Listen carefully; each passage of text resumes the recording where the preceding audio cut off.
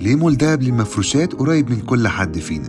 لأنه في أميز موقع في القاهرة على طريق صلاح سالم في الدراسة، وعلى بعد 3 دقايق من مسجد الشرطة، وكمان في باركينج خاص بالمول تقدر تركن عربيتك وانت مطمن. ولو انت ساكن في مصر الجديدة هتوصل في أقل من 10 دقايق عن طريق صلاح سالم، ولو من مدينة نصر هتيجي من طريق النصر، بعد كده هتمشي من طريق صلاح سالم، ولو جاينا من التجمع الخامس هتمشي على محور المشير طنطاوي لغاية ما توصل لمحور جيهان السادات، هينزلك على طول على صلاح سالم. ولو بقى جاي من الدقي هتعدي على ميدان التحرير لغاية ما توصل لميدان الأوبرا، بعد كده على كوب الأزهر لغاية ما توصل لينا. ده غير لو انت في العباسية أو رمسيس 5 دقايق وهتبقى في أكبر مول في مصر للمفروشات.